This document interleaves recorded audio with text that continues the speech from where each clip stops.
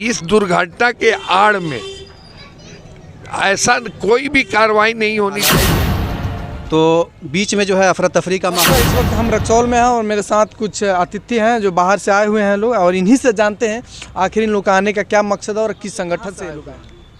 हम लोग मोतिहारी से आए हुए हैं। हमारा एक संगठन है जमीयत उलमाए मशरिकी चंपारण। ये संगठन जमीयत का जो है पूरे भारत में सक्रिय है और जंग आज़ादी से लेकर के अब तक जो है मानवता की खिदमत करती आ रही है, इंसानों की खिदमत करती आ रही है। कहीं भी कोई आफत मुसीबत आती है तो हमारा संगठन वहाँ पहुँचता है और जो कुछ हमसे बन पड़ता है उसमें हम लोग मदद करने के लिए आगे बढ़ते हैं। मैं ज़िला का general secretary Jamiat Ulama मशरिकी Champaran Javed Alam Qasmi. Sir, यहाँ आने का उद्देश्य आप लोग? यहाँ हम लोगों को पता चला कि चिमनी में जो है एक ब्लास्ट हुआ जिसकी वजह से बहुत सारे लोग जो है मारे गए और बहुत से लोग जो है बीमार हो गए, वो उनका इलाज चल रहा है। तो हमने अपने संगठन के सक्रिय सेक्रेटरी जो हैं मुफ्ती ज़ियाउल हक साहब, मौलाना रिजवानुल्लाह साहब, इन लोगों से राब्ते में रहा मैं और इन लोगों से पूछता रहा क्या हालात हैं। तो बीच में जो है अफरा तफरी का माहौल था, इसलिए हम उस वक्त नहीं आ सके। इन लोगों का मशवरा हुआ। अब जो है हालात अच्छे हुए हैं तो हम लोग आए हैं यहाँ का जायज़ा लेने। सबसे पहले हम लोग चिमनी पर गए, वहाँ जा कर के देखा और वहाँ पर देखने के बाद हम लोगों को ये महसूस हुआ है कि बड़ा हादसा हुआ है ये, और इसमें 10 लोगों की जान चले गई और बहुत हृदय विदारक घटना है। तो आप लोगों ने वहाँ पर गया तो सर कैसे महसूस किया और क्या क्या आपने देखा सर? उस परिवार के बारे में कुछ बताइए, परिवार से भी आप मिले होंगे।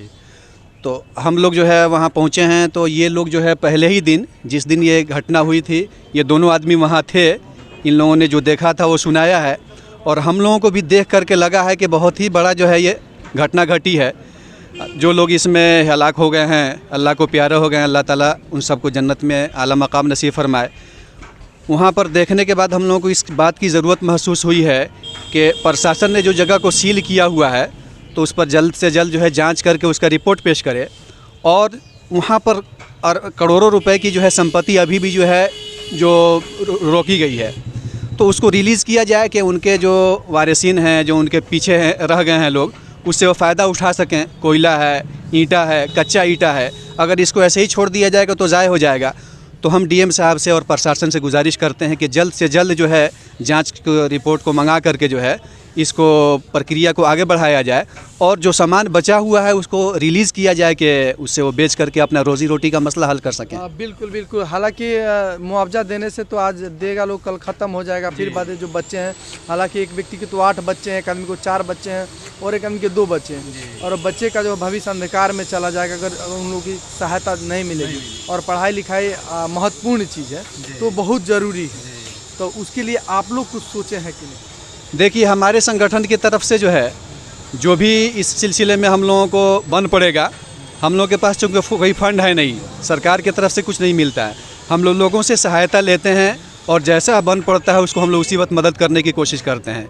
तो हमारे यहाँ के सब डिवीज़न के जो सेक्रेटरी हैं मुफ्ती ज़ियाउल हक साहब, इनसे रिपोर्ट मांगा गया है। चूँकि हमको जमीयत उलमा बिहार के जनरल सेक्रेटरी जो हैं उन्होंने नामज़द करके हमें भेजा है, तो हम रिपोर्ट जो है इनसे तलब करेंगे और फिर इस रिपोर्ट को हम आगे बढ़ाएंगे और जैसी ज़रूरत पड़ेगी हम आगे बढ़ा करके इस पर आगे बढ़ चढ़ के हिस्सा लेंगे कि जो लोग पीछे रह गए हैं उनकी बाज़ाबादकारी हो सके और जिस व्यवसाय से वो जुड़े हुए हैं उसी में सहायता उनको सरकार दे ताकि उस व्यवसाय को आगे बढ़ा सकें, अपना रोज़ी रोटी पालन पोषण वो कर सकें।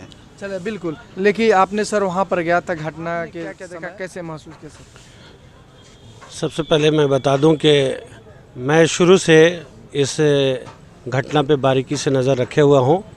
यहाँ एसआरपी हॉस्पिटल से लेकर डंकन तक और फिर पटना तक इन मरीज़ों को और जो लोग इससे मुतासिर हुए उनका हम लोगों ने माली ताउन तो नहीं किया लेकिन खिदमत किया और तकरीबन Jamiat Ulama blood donor group के ज़रिए तकरीबन 8 यूनिट ब्लड हमने यहाँ मुहैया कराया और फिर एम्स में भी हमने 2 यूनिट मुहैया कराया। 2 आदमी तो अल्लाह के प्यारे हो गए, लेकिन एक बच्चा ये उम्मीद की जाती है कि वो सेहतयाब हो जाएगा और हम लोग दुआ भी करते हैं कि वो जल्द सेहतयाब हो जाए।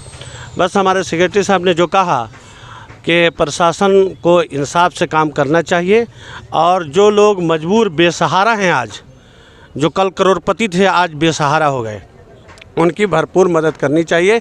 और ख़ुसूसन हमारे डीएम साहब जो हैं उनसे मैं उम्मीद करता हूं कि इस सिलसिले में बहुत अच्छी और तेज़ी के साथ कार्रवाई करेंगे और उनकी हर मुमकिन मदद करेंगे, ये पूरी उम्मीद है। सर, मानवता के नाते बहुत लोगों ने भी मदद की और आगे कर रहे हैं भी ये लोग, लेकिन उस परिवार के जो बच्चे हैं हमने जाकर देखा, अभी वहीं से आ रहे हैं हम, तो काफ़ी परिवार जो की घटना से बहुत परिवार सहमा हुआ है और बच्चे भी डरे हुए हैं कि इस प्रकार से घटना, हालांकि भगवान ना करे कि कहीं हो, लेकिन टाला भी नहीं जा सकता है, जो होनी था हो गया, लेकिन अब इसमें परिवार के साथ रहने की ज़रूरत है।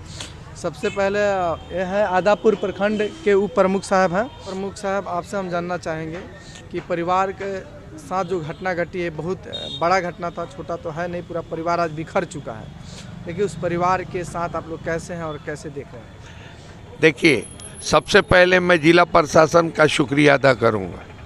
ये इतनी दुर्भाग्यपूर्ण दुर्घटना के बाद यहाँ की प्रशासन सक्रिय रही और वक्त पर कार्रवाई भी की गई। एनडीआरएफ की टीम आई, पूरा प्रशासन सक्रिय रहा, उनका बहुत बहुत शुक्रिया। एक बात मैं प्रशासन से भी गुजारिश करूंगा कि चंपारण में और ख़ास तौर से इस इलाके में मेन व्यवसाय चिमनी का है और इस दुर्घटना के आड़ में ऐसा कोई भी कार्रवाई नहीं होनी चाहिए कि ये व्यवसाय ठप हो। बिल्कुल, लेकिन परिवार के लोगों से हमने बात की, परिवार के लोगों का कहना है कि टीना का जो बामा होता है उसे लगाकर अब फिर से हमारा व्यवसाय शुरू किया जाए। अगर उनको जांच करना है तो तेज़ी से करें और जांच भी हो जाए। हालांकि बहुत सारा जो कांचा ईटा है, जो पाते हैं पथेरा, बारिश होगा तो ख़त्म हो जाएगा और काफ़ी नुकसान हो जाए। हालाँकि करोड़ों का अभी वहीं पर जो है कि सामान नुकसान हो रहा है, तो उन्होंने प्रशासन से भी अपील किया है परिवार के। सबसे पहले मैं ये कहूँगा कि ये परिवार तो बिखर गया, इन पर तो इतना आफत आई है, इतनी तकलीफ दे घड़ी है कि इसमें तो इंसानियत के नाते हम सबको इनका साथ देना चाहिए और हम लोग हर मुमकिन कोशिश कर रहे हैं, इनके साथ खड़े हैं। लेकिन प्रशासन को भी, सरकार को भी इनकी मदद करनी चाहिए, हम मांग करते हैं। और सबसे पहली बात ये है कि ये व्यवसाय इफेक्टेड नहीं होना चाहिए। ये चंपारण में व्यवसाय है, यहाँ पर रोज़गार लोगों को मिलता है, ये इसमें प्रशासन का कोई कसूर नहीं है।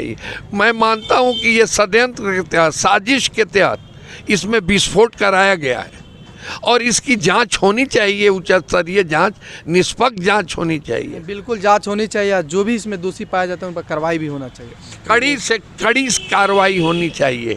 लेकिन इस व्यवसाय को ऐसा प्रशासन न करे कि ये व्यवसाय बंद हो जाए और बहुत सारे लोग बेरोजगार हो जाए। और इस चिमनी का सील जो है जल्दी से जल्दी, ये मांग करता हूँ जिला पदाधिकारी महोदय से और बिहार सरकार से कि जल्द से जल्द इसकी इंक्वायरी ख़त्म करके और इस चिमनी को फ्री किया जाए, ताकि इस पर जो आश्रित लोग हैं अपना कारोबार कर सकें और इससे अपने रोजी रोटी का मसला हल कर सकें। मिस्त्री है जिन्होंने आग लगाया था, हालांकि बहुत सारी अफवाहें आ रही कि ज़्यादा पेट्रोल होने के कारण ब्लास्ट हो गया, किसी ने कहा कि बम से विस्फोट किया गया है, लेकिन जो उसमें मिस्त्री है उन्होंने कहा कि हमने माटी तेल जो होता है किरोसिन से आग लगाया। सबसे पहली जो प्रत्यक्षदर्शियों के जरिए ये मालूम हुआ है कि वहाँ पर जैसे ही माचिस जलाया गया उसी वक्त एक बहुत बड़ा विस्फोट हुआ। तो वो विस्फोट हुआ और बहुत मजबूती से उस चिमनी को बनाया जाता है, इतनी आसानी से वो ढाता नहीं है। तो उसमें निश्चित तौर पर कोई ना कोई षड्यंत्र है, न माटी के तेल से ये हादसा हुआ है, न पेट्रोल से ये हादसा हुआ है, कोई ना कोई षड्यंत्र है। ये ब्लास्ट के बाद वहाँ बारूद का दुर्गंध आ रहा था, बहुत बुरी तरह से बारूद का दुर्गंध आ रहा था और यही जांच का विषय है। और वो जो मजदूर जो विभिन्न अस्पतालों में भर्ती हैं, जो घायल थे अब सेहतियाब हो रहे हैं, वो उनका भी कहना है कि माचिस जलाने के साथ ही विस्फोट हुआ। जरूर उसमें कोई षड्यंत्र रचा गया है, उसमें बारूद की बू आ रही थी, बारूद रख करके विस्फोट कराया गया है। इसकी मैं निष्पक्ष जांच की मांग करता हूँ, लेकिन जल्द से जल्द इसकी जांच हो और दोषियों को, जो 10 लोगों की मौत हुई है और 10 से ज़्यादा घायल पड़े हुए हैं अस्पताल में, और इतना बड़ा हादसा हुआ ना कभी सुना गया था न कभी ये देखा गया था, इतनी बड़ी हादसा हुई है, तो उसको ज़रूर सज़ा मिलनी चाहिए जो इसके दोषी पाए जाएं और इस चिमनी को फ्री किया जाए ताकि लोग इससे अपना रोजी रोटी का मसला हल कर सकें।